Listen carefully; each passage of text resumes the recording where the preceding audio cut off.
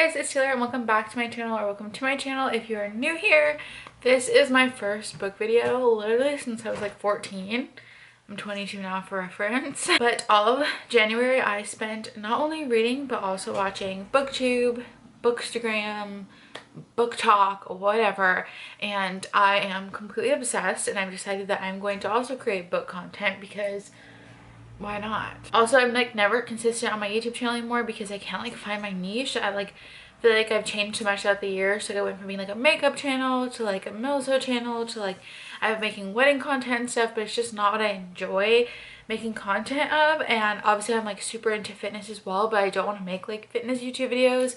As of right now, I don't like have the desire to film every workout I do and stuff like that. So it's just not my niche, and then it leaves me with like just vlogs. And I love doing vlogs, but like I don't have enough going on in my life to vlog every single day. So I've decided as of right now that this channel is going to be a bunch of book videos if they do well, because I love watching them.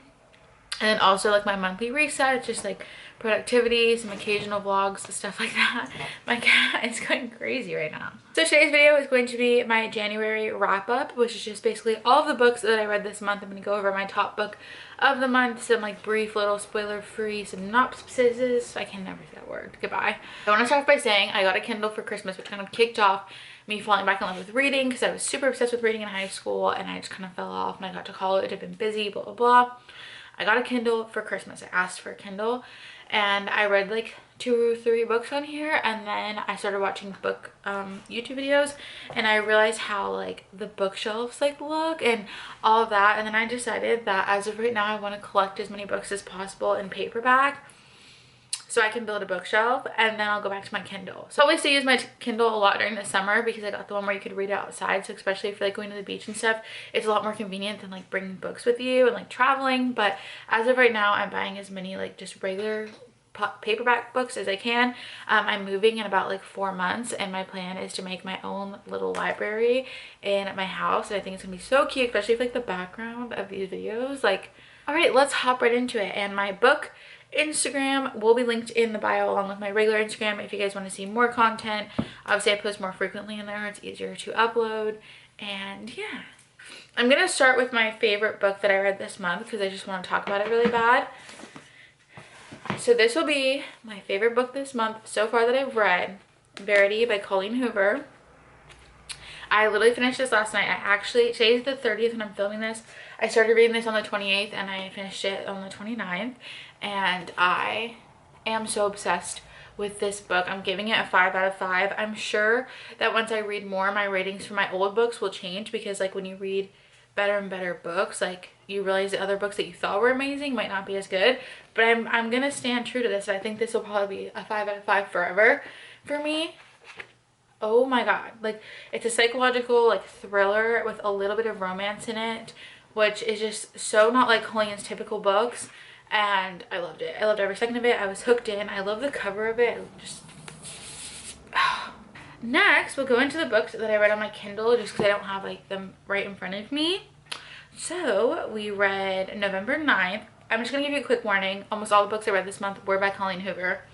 I got super obsessed with her this month, but whatever. Okay, so November 9th by Colleen Hoover, super good. Not my favorite out of all of hers, probably on the, like the lower half of the spectrum for me, which is still good because all of her books are amazing. Basically it takes place like every like chapter or so is like a new year, which I didn't think I would like that at first, but it actually ended up working out pretty well. I still got to like fall in love with the characters and the storyline and whatnot. And yeah, I'm not gonna go any deeper than that because I don't want to ruin any books for you guys. So that is the second book that I read.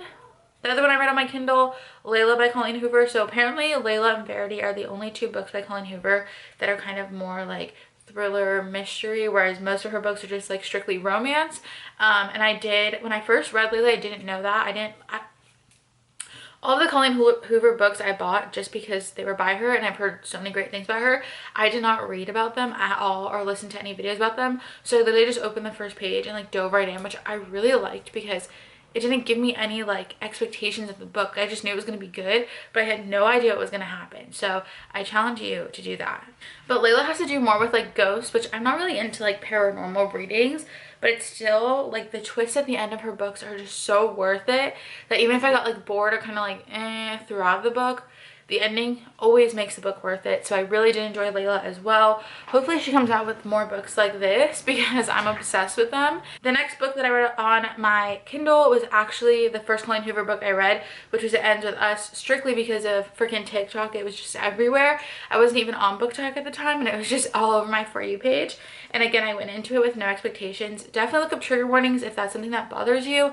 It Ends With Us literally was such a gut-wrenching story, and I found myself the whole book wanting her to pick the wrong guy, which is just so toxic of us gals.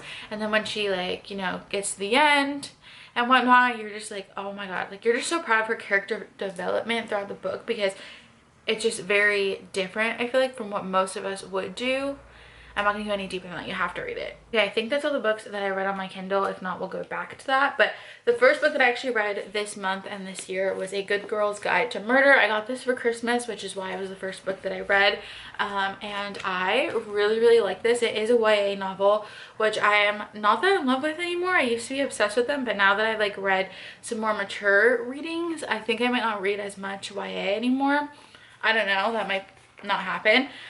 But I really, really like this. It's definitely a mystery. You kind of feel like you're just following along with the main character to solve this who did it. I'm obsessed with true crime. I listen to podcasts of true crime every single day. So I literally felt like I was just kind of like reading a true crime podcast. And I felt like I was like right alongside her trying to figure it out. And I really, really liked it. It is a trilogy, so I actually just read this one. So I read this in the beginning of January. I just read this week. This is the second book and it's called Good Girl, Bad Blood. I don't have the third book yet, but it is on my TBR. I will be reading it. I have an Amazon wish list if you guys want to check it out in my bio, and that's basically my TBR. If you want to see what I plan on reading, I kind of just add books on there as I hear about them, and then I just buy them off there and they go away. So that means I bought it, but if they're on there, I am going to be reading them probably this month or sooner or later, I mean.